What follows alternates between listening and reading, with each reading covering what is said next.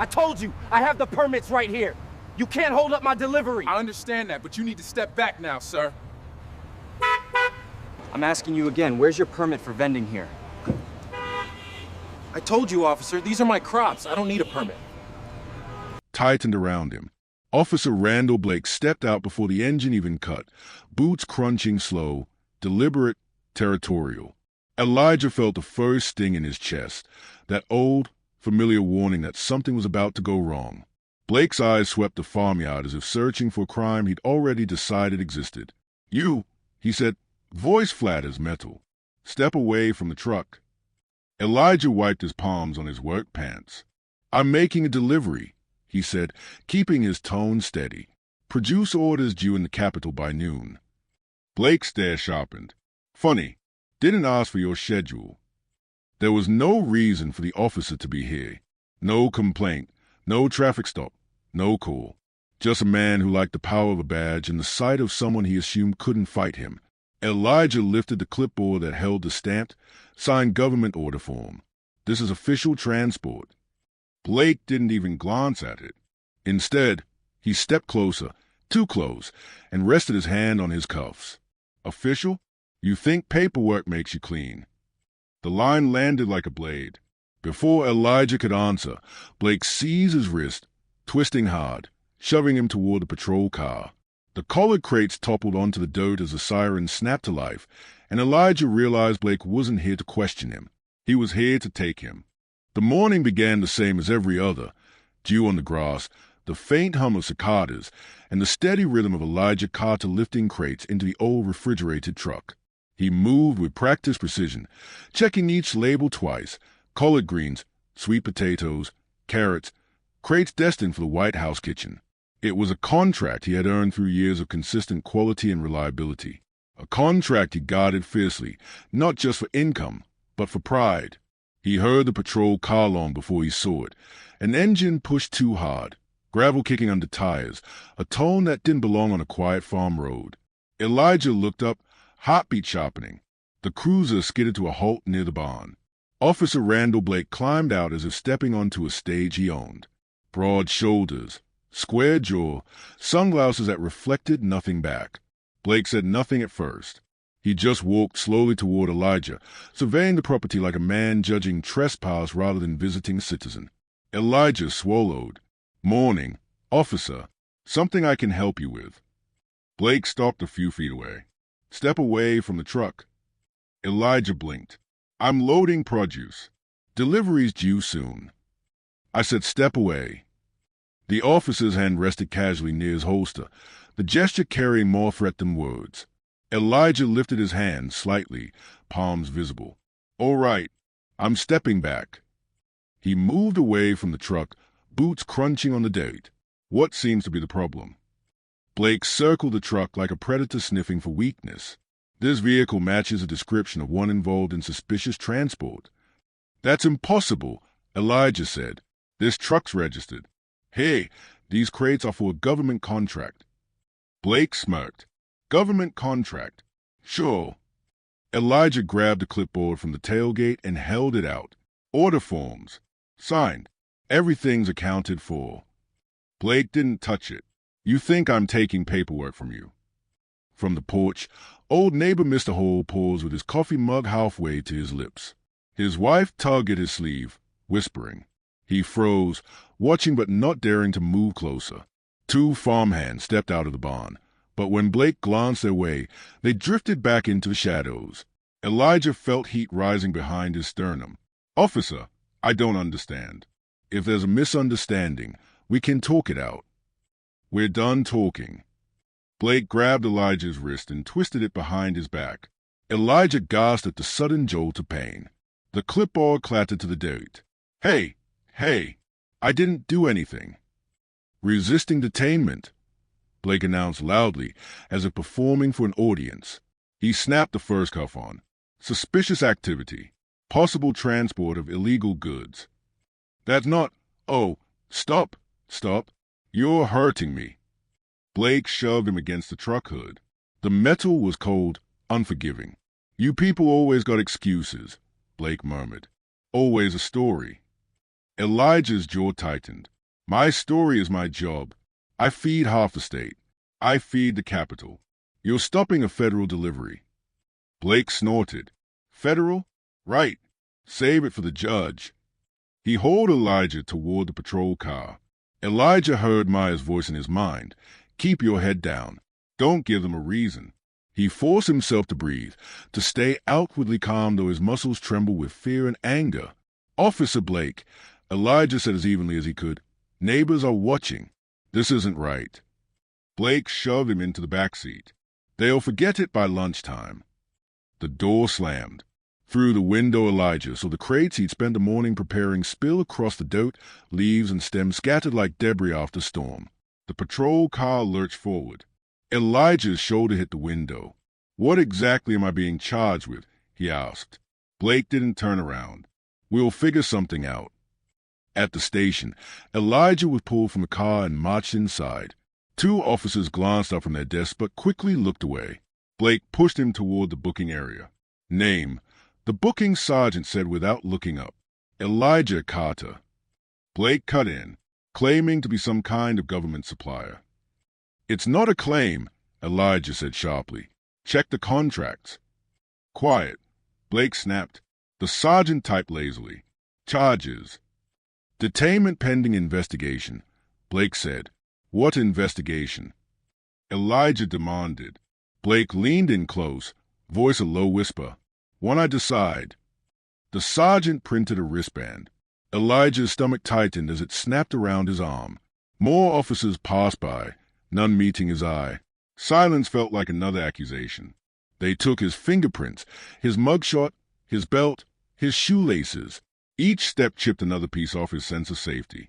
In the holding cell, Elijah sat on the cold bench, hands clasped tightly. His mind raced. The delivery deadline was in 3 hours. The White House kitchen ran on strict schedules. Missing a slot meant entire menus shifted and contract triggered penalties. He had never once been late. His entire livelihood depended on reliability. And now he was trapped behind steel bars because one officer decided he didn't belong behind the wheel of his own truck. Footsteps approached. Blake appeared outside the bars, arms folded. Your truck's getting impounded, he said. Might take a while to clear. Why? Elijah whispered. Blake's smile chilled him. Because I can. Elijah felt the weight of those words settle on his shoulders. This wasn't a misunderstanding. This was a man who wanted to break him.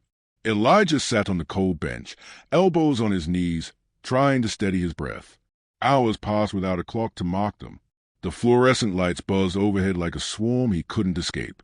Every time he closed his eyes, he saw Blake's expression, smug, unbothered, certain he'd never be questioned.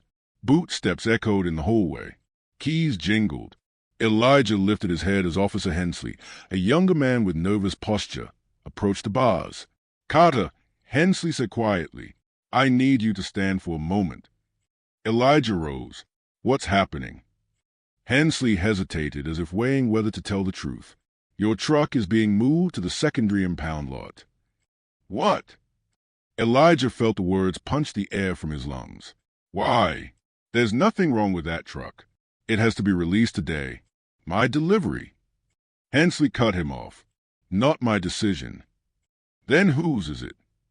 Elijah demanded. Hensley's eyes flicked toward the far hallway, where Blake had disappeared earlier. Orders came from above. Above? Elijah laughed bitterly. You mean Blake? Hensley didn't answer, which said enough. Elijah stepped closer to the bars. Listen to me. That truck contained produce for a government delivery. It's part of the White House supply chain. If it doesn't get where it's supposed to go, there will be a problem bigger than whatever story Blake is spinning. You can check every crate, every label. Everything is documented. Hensley's jaw clenched. The report says the cargo might contain stolen goods. That's a lie, Elijah said sharply. A blatant one. I'm not arguing, Hensley murmured. I'm just telling you what's on the paperwork. Elijah pressed his palms against the bars, anger shaking through him. You know he's lying. Hensley swallowed. I'm not getting involved. He turned and walked away, leaving Elijah with a bitter knowledge that fear made more bystanders than villains. Minutes later, muffled voices drifted from down the hall, officers talking, joking, uninterested in the man locked behind steel. Then Elijah heard the words that froze him. "Tow crews here. They're taking the whole truck." A second voice answered. "Blake says it's evidence now." Evidence? Evidence of what? Elijah tried calling out, but no one came.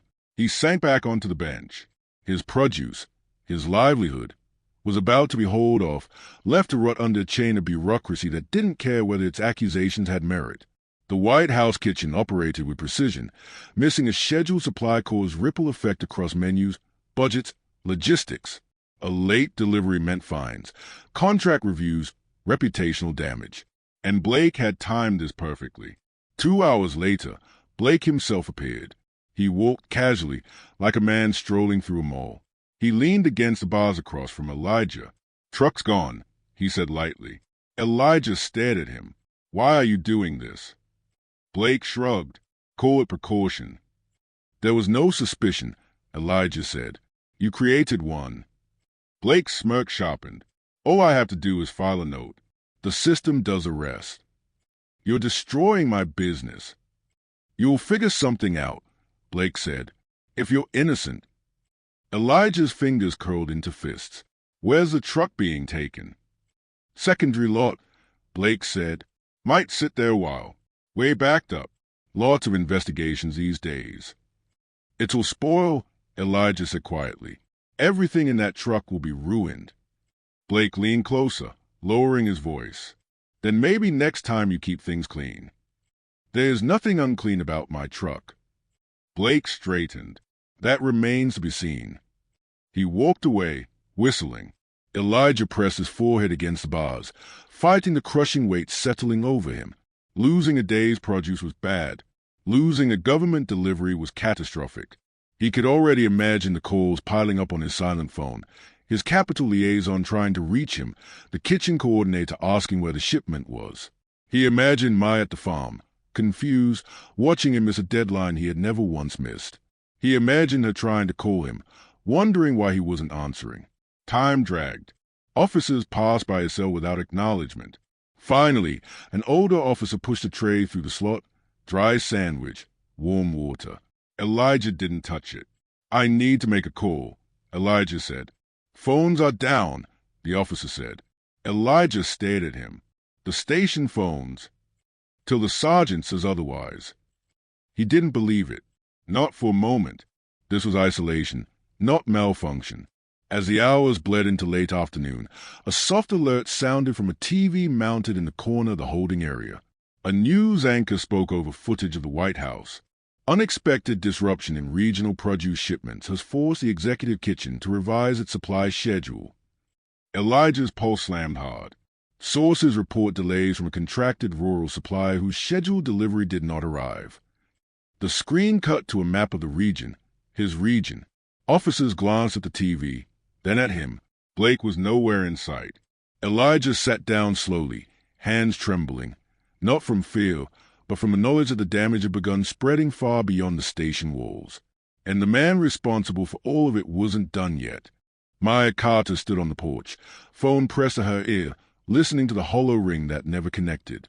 She called Elijah 6 times in Sunrise, each one sliding to voicemail. The last message he sent, the brief, hurried note saying Blake's here, don't come outside, kept replaying in her mind like a warning siren. Now 2 county trucks crawled up the driveway, dust spiraling behind them. Uniformed inspectors stepped out with clipboards and rigid expressions that made the air feel colder than it was. A tall man in a khaki jacket approached. "We're here for an agricultural compliance review." Maya frowned. "We had inspections last month. Passed everything." He didn't blink. Anonymous concerns were filed. Multiple. Claims of suspicious crop handling and unregistered transport. Maya felt heat burn through her chest. Suspicious according to who? "Can't disclose," he said mechanically. Behind him, another inspector began photographing the barn, the tractors, even the workers who had stopped sorting produce. The workers kept their heads down, exchanging anxious glances. They'd seen this before, new rules created on the spot when someone wanted trouble. Maya stepped off the porch. You need a warrant to search anything. Khaki Jacket raised a form. Administrative authority allows preliminary inspection without a warrant. His tone hardened. Unless you'd like to be cited for obstruction. A wave of helpless rage tightened her throat. She inhaled sharply, steadying herself. Fine, but stay out of my brother's office. No one answered, but their silence was permission to themselves. Two workers approached her quietly. Jorge muttered, Senorita Maya, they're looking at the storage logs, asking strange questions. What kind of questions? Like if we ever saw illegal shipments come through, he said. If Elijah hides things. Maya shut her eyes for a second. Blake. This had to be connected to Blake. A third inspector knelt by the overturned colored crates Blake had left scattered. He sniffed a leaf, then tossed it aside like trash. Maya's voice sharpened. Those were ready for transport. Who gave you authority to tamper with produce? We're documenting, he said. A report alleges these crates were staged to conceal contraband. Her jaw locked. That report is a lie. He said, standing, we follow procedure. If there's nothing to hide, you don't need to worry. The phrase felt like a slap. Inside the house, Maya moved to Elijah's office, grabbing binders, invoices, procurement forms, proof of every shipment he'd ever delivered to the capital. She flipped through contracts, her hands shaking. Everything was in order. Everything had always been in order. Her phone buzzed. Not Elijah. A farmhand forwarded a short video. Blake tossing the crates. Blake twisting Elijah's arm. Blake shoving him into a patrol car. Maya's stomach dropped. She muttered under her breath, You're not burying him. Not today. She opened her laptop and typed an email to Lila Porter, the civil rights advocate known for fighting rural policing abuses. Before she could send it, voices rose outside. One inspector called, We need to review your chemical storage. Maya stepped outside. We've already complied. We need access now. Jorge grabbed her arm gently. Be careful, he whispered. They look angry. The inspectors pushed toward the shed, ignoring her objections. Maya blocked the doorway. You don't get to ransack our property based on one officer's imagination. Khaki Jacket sighed. Officer Blake filed 3 suspicious activity notes this morning. That gives us authority to take this seriously. Suspicious activity, she repeated. You mean the officer who arrested my brother without cause? His expression didn't change. Step aside. A second inspector leaned toward the first. Blake said the farm might be a front. Higher-level distribution, he wrote. Maya felt her breath leave her. He wrote what? But now they weren't listening. They brushed past her into the shed. She stood rigid in the doorway, fighting the urge to scream. Elijah wasn't even here to defend himself. Blake had not only taken him, he had weaponized the system against everything Elijah built. Minutes later, the inspectors exited, whispering to each other. One wrote something down deliberately, almost theatrically. Khaki Jacket approached again. We'll need to return tomorrow for continuation. For what? You didn't find anything. Doesn't matter, he said. When a law enforcement officer files repeated concerns, we're obligated to pursue them. Maya stared at him. So he can lie, and you still treat it as fact. He didn't deny it. Expect follow-up. The trucks rolled away, leaving crushed soil and trampled plants in their wake. Maya walked back to the porch and sat heavily, gripping Elijah's binder of White House contract forms. She opened her laptop again, typed faster this time, attaching photos, video, every document she had. She drafted a message to the journalist who once told her, If law enforcement touches your livelihood without cause, call me first. She hit send. Then she whispered to herself, voice trembling with both fear and certainty. Hold on, Elijah. I'm coming for every lie they put on you. Lila Porter replayed the video Maya sent, frame by frame, leaning forward until her forehead almost touched the laptop screen. Blake shove. Elijah stumble. The crates cracking open on the ground. The arrest that followed without a shred of legal procedure.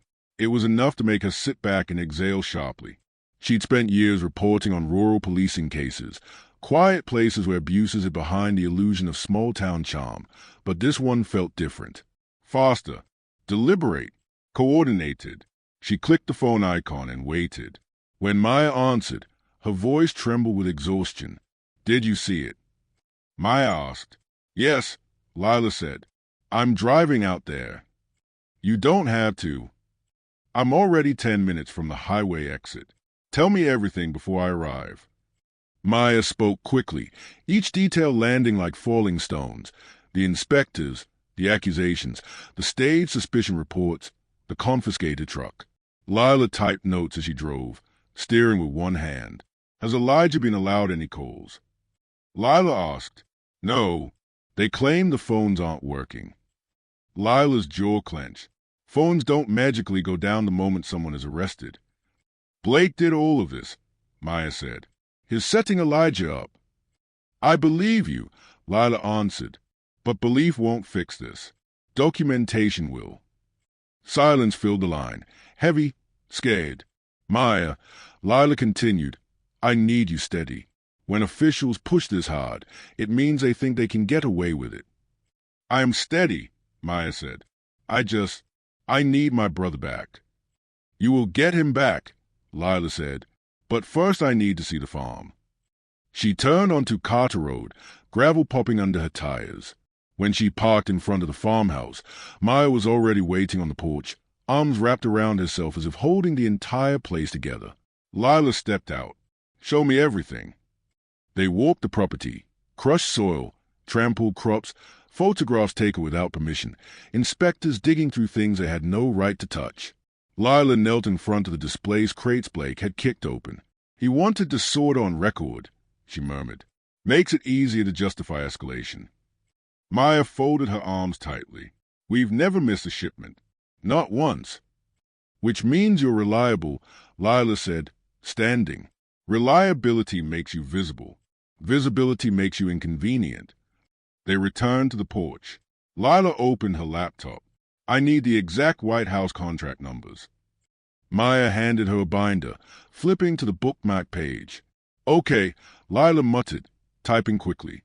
"These contracts involve federal tracking. Missing a delivery triggers alerts.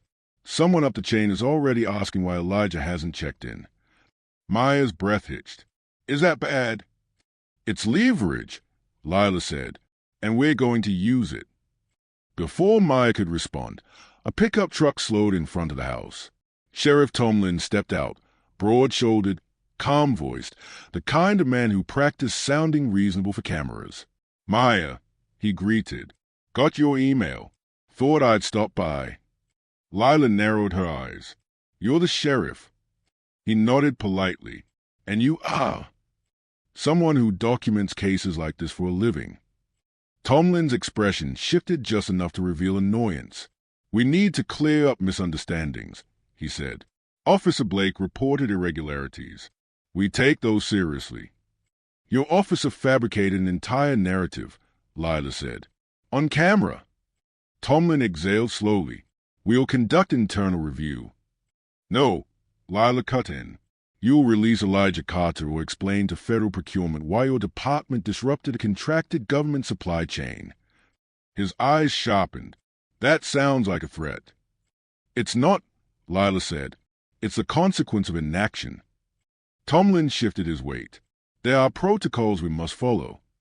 "You've used protocol as a weapon," Lila said. "I've got time-stamped footage, inspection overreach, and evidence that your officer falsified reports. And if I find one more discrepancy, this becomes a statewide headline by sundown." Maya stepped beside her.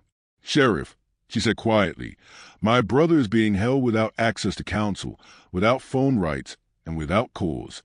You know that isn't standard procedure." Tomlin's jaw tightened. He lifted his hat, wiped his brow, set it back. "Let me look into the situation." "You do that," Lila said. "But know this, starting now, every second Elijah Carter remains in custody is recorded as part of my investigation." Tomlin didn't answer.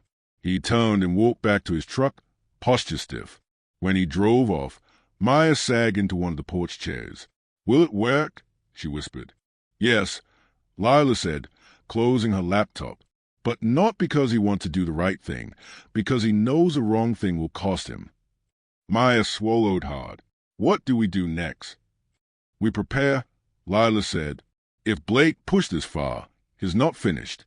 And whatever he does next, we need to be ready before he is. Maya nodded, eyes fierce despite the tremor in her hands. Lila watched the road where the sheriff had driven away. Something's coming, she murmured, and it won't be quiet. The police station buzzed with low voices, printers humming, radio crackling, yet to Samuel it all felt distant, muffled, like sound underwater. His hands rested on the cold metal table.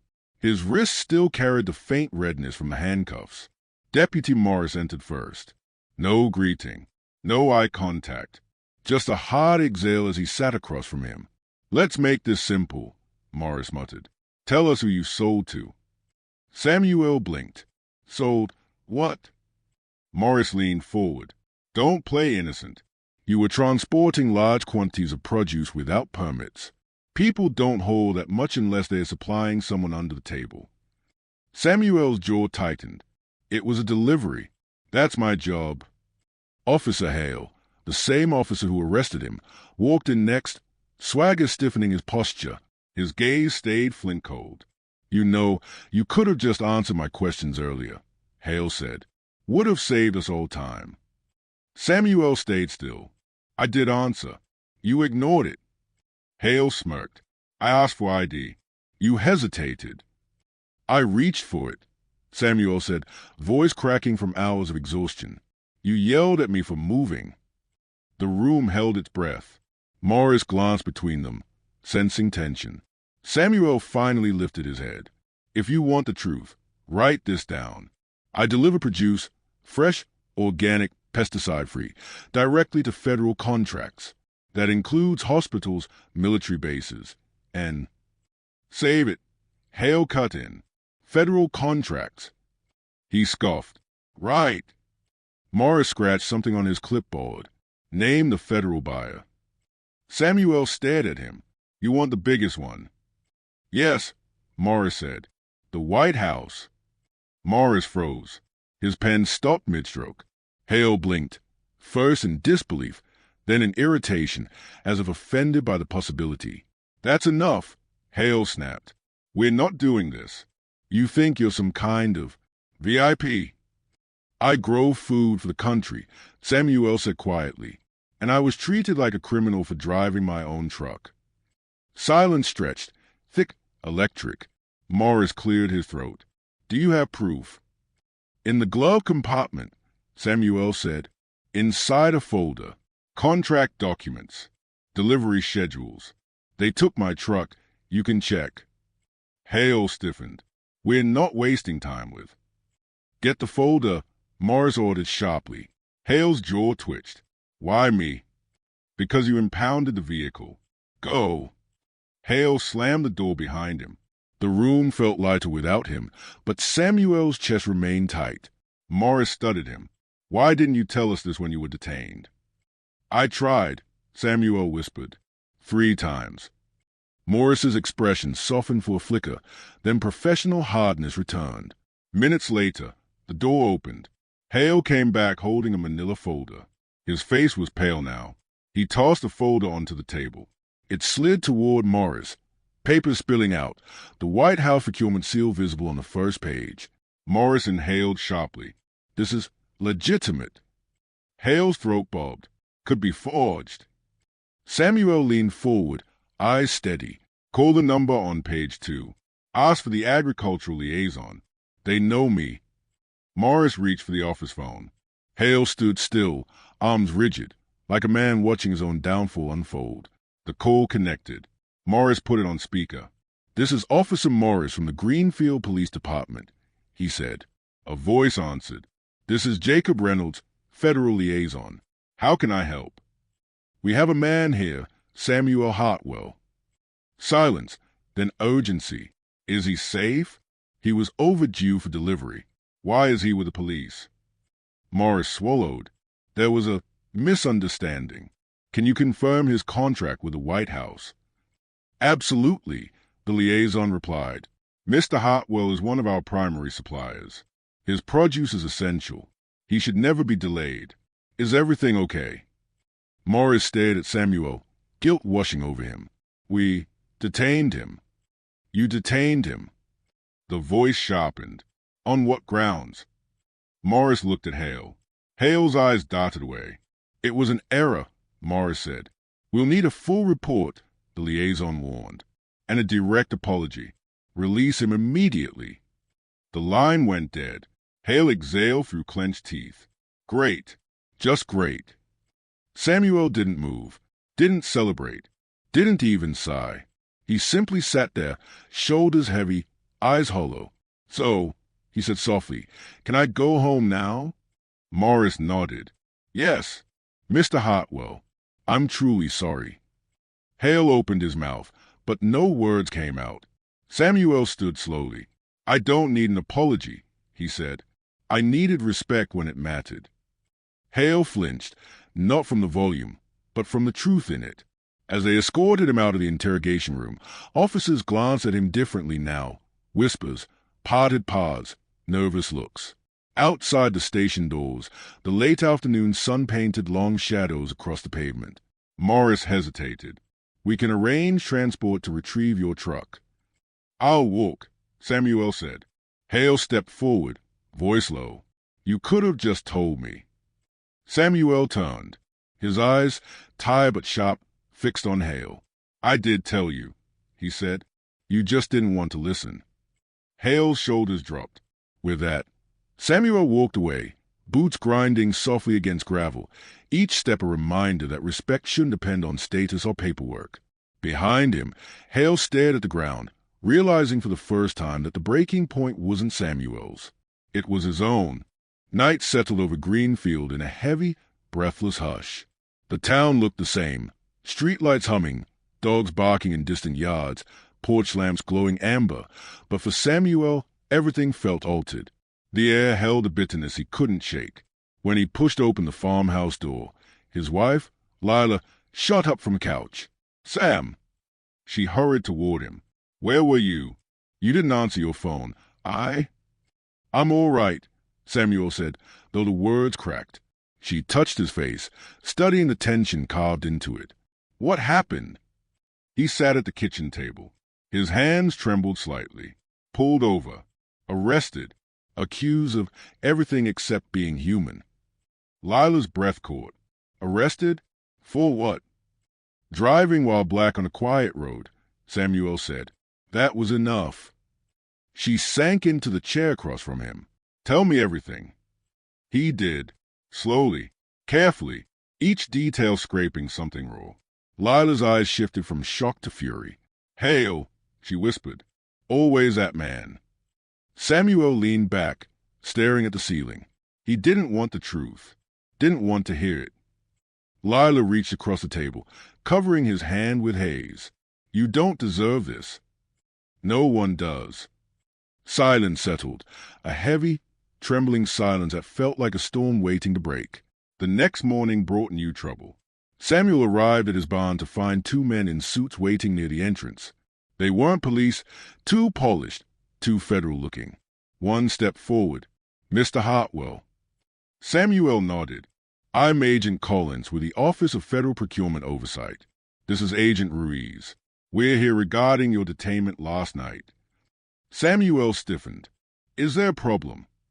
Quite the opposite, Collins said. The White House liaison submitted a report. We need your statement. This incident may trigger a federal review of the Greenfield Police Department. Samuel blinked.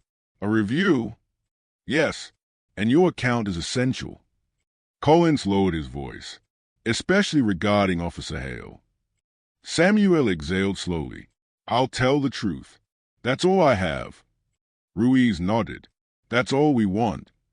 They began walking toward the farmhouse, but halfway there, Samuel noticed movement near the road. A police cruiser. Hale sat inside, watching. Collins followed Samuel's gaze. Is that the officer? Yes. Good, Collins said. Let him watch. Hale's face tightened as the agents entered the house with Samuel. For the first time, Hale didn't look powerful. He looked afraid. Inside, the agents turned on their recorder. "State what happened in your own words," Collins said. Samuel spoke steadily, describing the stop, Hale's tone, the refusal to listen, the handcuffs, the intimidation, the disbelief even after proof was provided. Ruiz took notes. Collins nodded often, expression grim. "This behavior shows a pattern," Collins said. "You're not the only complaint on record." Lila looked up sharply. "There are others." "Yes," Ruiz replied, "but none with your level of federal visibility. That changes things." Samuel frowned. "I don't want special treatment. I want fairness." Collins met his eyes. "What you want is exactly why this review matters." After an hour, they closed the folder. "We'll be in touch," Collins said, "but expect this to escalate." The front door closed behind them, leaving a ringing quiet. Lila exhaled. "It's happening, Sam. People are finally seeing what's been happening here for years." Samuel didn't answer. He walked to the window and looked out. Hale's cruiser was still parked near the fence line, watching, waiting. A cold knot formed in Samuel's stomach. Later that afternoon, Samuel returned to the fields. Work steadied him. Soil, sun, the familiar weight of tools. The earth didn't judge him. It only asked to be tended. As he loaded crates onto the truck for tomorrow's delivery, he heard footsteps behind him. "Need help." The voice belonged to his neighbor, Charlie Watson, older, white, a man who'd known Samuel since childhood. Samuel raised an eyebrow. "Didn't expect you to come by." Charlie scratched his chin. "Whole town's talking." "Heard what happened. I figured you shouldn't be out here alone." Samuel paused. "I'm fine." "Maybe, maybe not." Charlie picked up a crate anyway. "But after last night, might be good to have someone nearby." Samuel studied him. "Why now?" Charlie hesitated. "Because I saw Hale this morning. And—" He looked ready to break something. Samuel set down the crate. "That's not my problem." "No," Charlie said quietly, "but it could be." The wind shifted, rustling dry leaves across the ground. Samuel closed the truck bed. "I'm not running. I'm not hiding." "I didn't say you should," Charlie replied. "Just watch your back." Samuel nodded once. "Thanks." Charlie gave a small nod and walked away. For a moment, Samuel stood still, staring across the fields. The land was peaceful, but peace felt thin, like a sheet of glass ready to crack. At sunset, Samuel locked the barn and headed toward the house. The last orange lights of day stretched long shadows across the gravel drive. A car door slammed, sharp, deliberate. Samuel turned. Officer Hale stood beside his cruiser, uniform tight, jaw tense. "We need to talk," Hale said. Samuel didn't move. "I have nothing to say to you." Hale stepped closer. "You think you can ruin my career with one phone call?" Samuel's eyes narrowed. "I didn't call anyone." "You didn't have to," Hale snarled. "Your people did." "My people." Samuel repeated, voice flat. Hale's mouth twitched. "Those agents, that liaison, they're coming after the department now. Because of you." A long silence passed. Samuel took a single step forward. "All I did," he said, "was exist." Hale stiffened. Samuel continued, voice like stone. "Your actions brought the review. Your decisions. Your treatment. Not me." Hale's breathing grew sharp. "You don't understand how things work." "I understand perfectly." Hale swallowed hard. "This isn't over." Samuel stared at him. "You're right." Hale flinched, not from threat, but from truth. Samuel turned and walked into the house, leaving Hale standing in the dying light, fists clenched at his sides. The quiet storm had broken. What came next would change everything. The morning sun poured across Greenfield like a harsh spotlight, illuminating every crack in the streets and every uneasy glance from neighbors. Samuel's farm had become a quiet fortress, workers bustling under his watchful eyes, yet tension hung thick in the air, palpable with every step across the gravel paths. A black SUV rolled up, federal plates glinting in the sunlight. Lila had called the press, the liaison, and the agents, every channel Samuel had trusted. Now they arrived together, Collins and Ruiz, accompanied by 2 investigative journalists and a videographer. Samuel stepped forward, heart hammering but face controlled. "Morning," he said, nodding to the agents. They nodded back, serious, methodical. Collins spoke first. "We're here to document everything, from the inspection overreach to the treatment of your produce shipments and your detainment." The journalists clicked cameras and scribbled notes, microphones catching every syllable. Hale arrived minutes later, stepping out of his cruiser. His expression was hard, controlled. He'd been told to attend, to provide a statement, but the cameras made him uneasy. Officers in the background shuffled papers nervously, avoiding his gaze.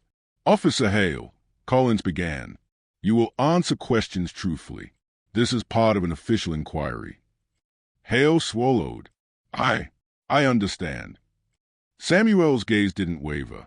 He felt the weight of months of frustration, harassment, intimidation, wrongful detention press against him, but he held still. All he needed was to speak clearly. One journalist approached him, microphone poised. "Mr. Hartwell, can you tell us exactly what happened with your truck in the inspection?" Samuel took a deep breath. "I was detained without cause. My truck was impounded based on false reports. Officer Hale and his team refused to acknowledge proof of my federal contracts. I was treated as a criminal while simply transporting produce for the White House." The videographer panned Hale, capturing his tense expression. Collins stepped closer. "Officer Hale, why were Mr. Hartwell's documents disregarded? Why was he detained?" Hale's jaw tightened. "I followed procedure. Reports indicated irregularities." "Reports," Collins repeated slowly, "which you filed personally." Hale nodded stiffly. "And those reports," Collins pressed, "were accurate." Hale faltered. I believe there was cause." "Belief," Samuel said sharply, voice rising, "is not law. Your belief did this." He gestured to the ground, the disturbed soil, the scattered crates. "It destroyed property, delayed federal shipments, and humiliated me publicly. Belief does not excuse abuse." Silence fell, except for the hum of cameras and scribbling pens. Hale's shoulders slumped, but he didn't answer. The truth was heavier than any scripted defense he could muster. One journalist spoke again. "Mr. Hartwell, were there any prior warnings to authorities about this officer's conduct?" Samuel shook his head. "I reported concerns before, but nothing changed. Complaints were ignored until this escalation." Collins nodded at Ruiz. "Document everything. Prepare formal citations. Mr. Hartwell will be compensated for property and time losses, and a full departmental review will follow." Hale's hands trembled slightly as he shifted weight. The uniform felt heavier now, not with authority, but accountability. Maya arrived mid-morning, running across the gravel with a folder of invoices and contracts. "Sam, look, I gathered every shipment log, timestamp delivery, and cross-checked it with a federal liaison. We can prove everything." Samuel exhaled slowly, relief mingling with lingering tension. "Thank you, Maya." Collins motioned to the officers in the background. "These documents will accompany the official review. Officer Hale, your actions will be included in the report. This isn't personal, it's procedural, but the consequences are clear." Hale's gaze dropped to the ground. No words, no defiance, just the recognition that power used without accountability collapses on itself. The press recorded every word, capturing Samuel's measured composure and Hale's silence. The video would circulate statewide by evening. By late afternoon, the agents departed. Collins nodded to Samuel. "We'll follow up regarding compensation, departmental action, and policy adjustments." Samuel nodded. "I just want this to end properly." Maya stood beside him. "It will. People are finally listening." Hale walked past the farmhouse, boots crunching against gravel. Samuel watched him go, feeling a mixture of satisfaction and residual anger. Accountability had been enforced, but the scars of intimidation weren't easily erased. Inside, Samuel and Maya sat at the kitchen table. Lila joined them with coffee, setting the cups down carefully. You handled it, she said quietly. Even with them watching, you stayed calm. Samuel shook his head. I didn't do it for them. I did it because the truth had to be heard. Maya smiled faintly. And now it will be. You've made sure of that. They sat in silence, watching the sun dip behind the hills, casting long shadows over the farm. The damage of months of harassment wouldn't vanish, but the reckoning had arrived. Outside, Hale's cruiser disappeared down the road. Samuel imagined him thinking, calculating, learning the cost of abusing authority. Justice hadn't been violent, hadn't been loud, but it had been undeniable. Lila touched Samuel's hand. Tomorrow, delivery's resume. Everything you've worked for, people see now. They can't take it away. Samuel exhaled. They tried, and they failed. For the first time in weeks, the farm felt whole. The land, the wake, the truth, all intact, strengthened by endurance and resilience. But even in quiet, Samuel knew this was only the beginning of systemic change. One man's exposure didn't fix an entire system, but it had opened a crack, wide enough for others to follow. And cracks, once formed, cannot easily be sealed. The courtroom smelled of polished wood, nervous anticipation, and the faint metallic tang of ink on paperwork. Samuel sat in the front row, Maya and Lila beside him, his hands resting lightly on the leather seat, fingers brushing the folder of evidence he had compiled. The tension in the room was palpable. Officers and civilians alike had come to witness the hearing that could change everything. Judge Harrow entered, gavel in hand, eyes scanning the room before settling on Samuel. This hearing is called to order. We are here to examine allegations of misconduct by Officer Blake Hale of the Greenfield Police Department, specifically regarding the wrongful detention and property interference of Mr. Samuel Hartwell, a federal produce contractor. Hale shifted uncomfortably in his seat. His badge gleamed under the overhead lights, but it couldn't mask the tension in his posture. He avoided Samuel's gaze entirely. The prosecution called witnesses first. Collins and Ruiz recounted the events meticulously, the arrest without cause, the improper impounding of the truck, and Hale's repeated disregard for documentation proving Samuel's legitimate federal contracts. Each statement punctuated the courtroom with weighty authority. Officer Hale, Collins said finally, addressing him directly, do you deny filing false reports against Mr. Hartwell? Hale's throat bobbed. I believe there was cause at the time. Belief, Collins repeated slowly, voice steady, does not supersede law. Your actions cause tangible harm. Detainment, loss of product, and public humiliation. Do you understand the gravity of that? Hale's jaw clenched. Yes, Your Honor. Samuel sat quietly, listening, feeling the tension in his chest slowly unwind with each acknowledgement of Hale's misconduct. He did not relish this. He sought accountability, not revenge, but he felt the weight of months of intimidation lifting, brick by brick. Maya leaned forward. Your Honor, she said, I can confirm every shipment, every contract, and the timeline of events. We can show the direct consequences of Hale's actions, not just my brother's business, but to federal operations dependent on timely delivery. The judge nodded. Proceed. She handed over binders of invoices, emails, photos, and time-stamped videos. Every detail corroborated Samuel's narrative. When the defense attempted to minimize the events, claiming routine procedural review, the room fell silent. Samuel spoke for the first time. Routine procedures, he said, voice calm but resolute, should not be a weapon. What happened to me was not an oversight. It was harassment, a deliberate act enabled by authority and bias. I did not create a problem. I followed the law. The system failed me because someone believed I was unworthy of fair treatment. The courtroom echoed with murmurs. Hale shifted, eyes flicking to the floor. Even his lawyer did not meet Samuel's gaze. By midday, the judge had heard all testimony. Witnesses spoke of Hale's history, other complaints, patterns of overreach, and dismissals ignored by the department. Samuel's lawyers and federal agents presented evidence that left little room for doubt. The cameras in the room captured Hale's stiff posture, his veneer control cracking under the weight of documentation and truth. Judge Harrow leaned forward, resting elbows on the bench. Officer Hale, this court finds your conduct in the Hartwell case to be in direct violation of departmental protocol and federal law. Your reports were knowingly misleading, resulting in wrongful detention and interference with federal contracts. Hale's face paled. His hands gripped the edge of the table, knuckles white. Your Honor, No, the judge interrupted, voice firm. Your apologies are noted but insufficient. The court orders immediate suspension and a full internal investigation into your department. Mr. Hartwell is awarded compensation for property loss, damages, and legal fees. Additionally, a formal acknowledgment of misconduct is to be issued. Samuel exhaled, shoulders easing as a gavel struck. Justice had been served, not perfectly, not magically, but with tangible consequence. Lila grabbed his hand, squeezing it gently. Maya's eyes glimmered with unshed tears. Samuel did not smile. He felt the relief, yes, but also the lingering burn of what he had endured.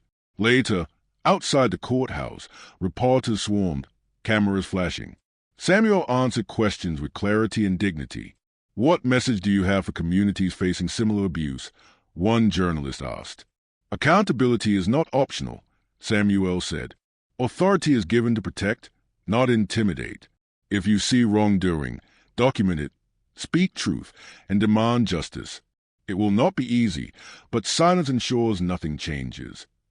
He stepped aside as Maya and Lila filed past him, answering their own questions. Hale remained on the courthouse steps, escorted quietly by internal affairs officers, the weight of exposure pressing down on him. No words could undo the months of tension, the fear he had inflicted, or the embarrassment now captured on every camera. Samuel returned to the car with Maya and Lila, driving home across familiar fields bathed in late afternoon sunlight. The land seemed brighter now, each row of crops a testament to resilience, endurance, and patience. Deliveries would resume tomorrow. Contract would continue. But more than that, a precedent had been set. Accountability had a price, and the cost of abuse had been made clear. At the farmhouse, Samuel stepped onto the porch and breathed deeply. The wind carried the scent of fresh soil, crushed leaves, and the promise of normalcy. Maya placed a hand on his shoulder. It's over, she said. Samuel shook his head slightly. Not completely. Change is never over. But this chapter is finished. He looked across the fields, thinking of Elijah's journey, of every person silenced by bias and power. Today, one voice had been heard, one injustice corrected. And for now, that was enough. The sun dipped below the horizon, shadows stretching long across the land. The farm stood quiet, resilient, a testament that even when power is abused, truth can endure, and justice, though slow, will find its way. The sun had barely risen over Greenfield when Samuel arrived at the farm, greeted by the familiar smell of earth and the gentle hum of tractors in the distance. But the peace of morning was layered with unease. The courtroom victory had shaken more than just Officer Hale. Samuel could feel it in the cautious glances of neighbors, the hesitant nods of local law enforcement, and the subtle tension of federal agents moving through town. Maya met him at the barn, clipboard in hand. Federal oversight is starting, she said quietly. They've begun audits, reviewing other cases. They're asking for documentation from past months, everything. Samuel nodded. Good. It's not just about me. If the system doesn't change, someone else will be next. Before they could continue, Collins and Ruiz arrived, their expressions grave but determined. Morning, Mr. Hartwell, Collins said. We need to walk the grounds and inspect the delivery process. The review team is thorough. They are checking your operations to ensure nothing can be questioned. Samuel gestured toward the fields. Then let's not waste time. They moved between rows of crops, each step deliberate, each crate examined. The agents took notes, asked questions, and cross-checked logs. Samuel explained routines, deliveries, schedules, even the cleaning and storage protocols for produce. Every answer was precise, every gesture controlled. Months of intimidation had honed his patience. While Samuel and the agents worked, news vans began to pull into the driveway. The local press had gotten wind of the federal review. Cameras, microphones, and reporters clustered near the barn. Samuel didn't flinch. If anything, the visibility reinforced the weight of what was at stake. Hale's missteps were no longer a hidden problem. They were systemic, visible, undeniable. A reporter approached, microphone raised. "Mr. Hartwell, now that Officer Hale has been suspended, do you feel justice has been served?" Samuel took a measured breath. Justice is not a single action. It's a process. Accountability, transparency, and integrity are what matter. Officer Hale's suspension is a step, but the system must continue to be examined, corrected, and reinforced. The reporter scribbled notes furiously, clearly captivated by his calm authority. From the edge of the field, Samuel noticed Hale's presence. He stood awkwardly near the press vans, jacket collar turned up, eyes darting. The man looked smaller somehow, diminished by the attention, the exposure, and the undeniable facts being laid bare. Samuel turned to Collins. "He's watching." Collins nodded. "Good. Let him see the consequences." By mid-afternoon, the Federal Review team had gathered enough information to begin compiling their report. Each page, each timestamp, each photograph contributed to the narrative, documentation of a man's wrongful detainment, evidence of systemic bias, and proof that the actions of one officer had ripple effects far beyond a single farm. Samuel paused near the truck, wiping dirt from his hands. Maya and Lila approached. "People are watching," Maya said. "Not just here. Statewide. Maybe nationwide." Samuel exhaled. "Then they'll see the truth. Not rumor, not opinion, but facts." A vehicle slowed down the gravel road.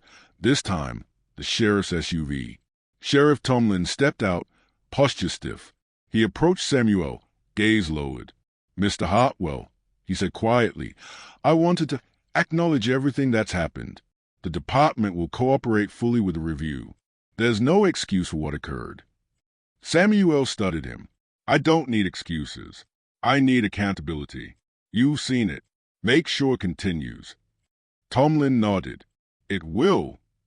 Hale remained at a distance, watching the interaction silently. Samuel didn't meet his gaze. There was no satisfaction in vengeance, only in fact. Hale had been exposed, and now the system itself would bear witness. Later that evening, the farm settled into quiet.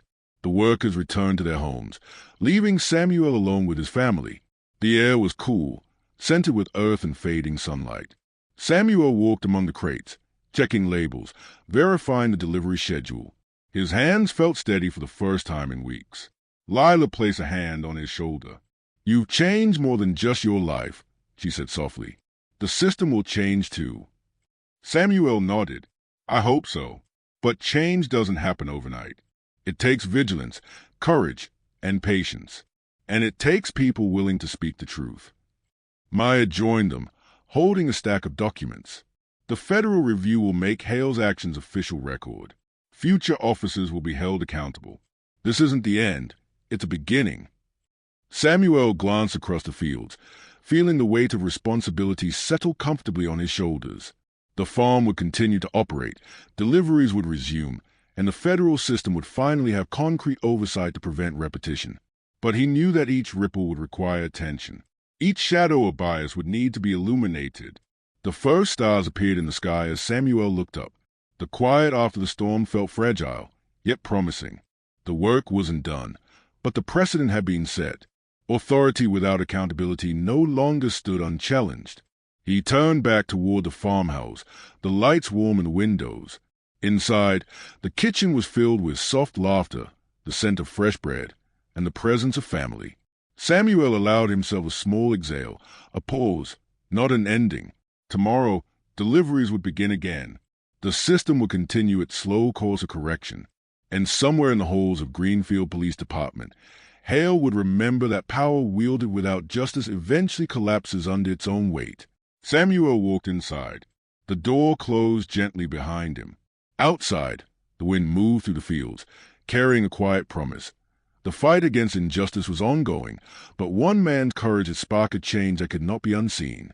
The morning air was crisp and golden, sunlight spilling across the Greenfield fields like a promise.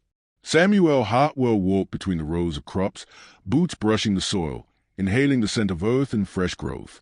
Months of tension and intimidation had given way to clarity. The farm stood intact, a testament to endurance, patience, and unwavering truth. Maya, clipboard in hand, approached him briskly. The Federal Review concluded this morning. It's comprehensive. Hale's suspension is permanent, and an official reprimand will be recorded in the state's law enforcement registry. The department must implement oversight protocols within 60 days. Samuel paused, letting the news sink in. They can't undo what he did, he murmured, but at least others won't suffer the same way. Maya nodded. And your contracts? All cleared.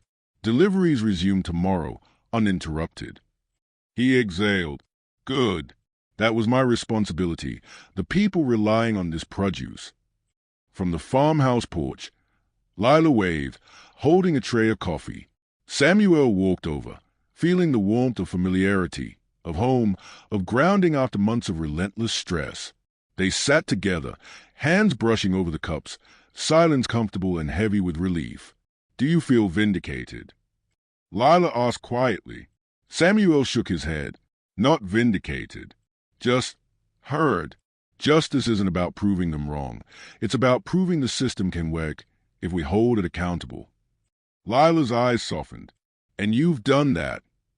By late morning, reporters began arriving again, but this time it was different. The story had shifted. It wasn't only about one officer's misconduct. It was about the systemic problems revealed by the case, the courage of those who stood against abuse, and the undeniable evidence that truth could be enforced without retaliation. One journalist approached Samuel with a microphone. Mr. Hartwell, what do you want people to learn from this experience? Samuel thought for a moment. That silence is complicity.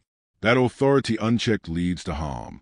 And that integrity, doing what is right even when it's inconvenient, matters more than fear, more than temporary comfort.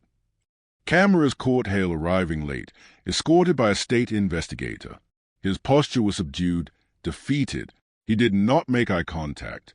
No words came, only the weight of his own exposure and the knowledge that the system had recorded every misstep. Samuel felt no triumph, no satisfaction in seeing a man diminished, only clarity. The reckoning was procedural, just and undeniable. As the afternoon sun warmed the fields, Samuel oversaw the resumption of deliveries. Trucks loaded carefully, crates stacked meticulously, employees moving with purpose and pride. Each delivery represented not only food reaching its destination, but a restoration of dignity and trust. Maya stayed by his side, helping coordinate shipments. You've turned this into more than a personal victory, she said. It's a model, a roadmap for anyone facing abuse of authority. Samuel nodded. I hope so. But the fight isn't over. It's just more visible now. From the farmhouse steps, Lila called out, Time for lunch. The family gathered, laughter and conversation filling the space between the scent of fresh bread and sunlight filtering through the windows. Samuel listened, smiled faintly, and let the tension amongst dissolve slightly. The land, the work, the people he loved, they remained steadfast. Later, when the household quieted and shadows lengthened across the fields, Samuel walked alone among the rows. He stopped at the edge of the largest plot, where sunlight glinted on freshly watered leaves. The wind carried the distant hum of tractors, birds circling above, and the faint echo of the courthouse gavel striking months before. Samuel breathed deeply. The storm had passed, but its lessons lingered. Somewhere in the town, Hale was facing official consequences. Somewhere in the state, the review would trigger policy changes. Somewhere in the federal system, oversight had been enforced. And yet, the personal scars, fear, humiliation, sleepless nights, would remain. Samuel acknowledged them silently. They were part of the cost of standing firm. He knelt, hands brushing soil, feeling the texture of resilience. This is what matters, he whispered to himself. The work, the truth, the continuity. Nothing else lasts. A shadow fell across the field. Samuel looked up. Maya and Lila stood there, smiling faintly, as if understanding exactly what he was thinking without words. Together, they walked back toward the farmhouse. Behind them, the sun dipped lower, painting long shadows across the fields, gilding the crops in warm light. Samuel didn't need to glance back to see the truck loaded for delivery, the crates ready, the farm intact. The harvest of truth had been gathered carefully, deliberately, with patience and courage. Hale's absence in the household of justice, the exposure of abuse, and the recognition by authority, federal and local, had altered the landscape. Samuel knew the ripples would continue. Greenfield would remember. Those who had been silent would witness that standing up mattered. Authority could no longer act without accountability. And Samuel, tired but resolute, finally allowed himself a small exhale. The world wasn't perfect. The system wasn't flawless. But for today, for this farm, for this family, justice had been served. He stepped onto the porch, looking across the field one last time before the sun disappeared completely. The earth, tilled and tended, reflected a quiet truth. Endurance, patience, and integrity can withstand even the most pervasive injustice. The farm was his. The work continued. And the lesson had been engraved for anyone willing to see it. Abuse of power meets resistance, and truth, no matter how long delayed, cannot be silenced.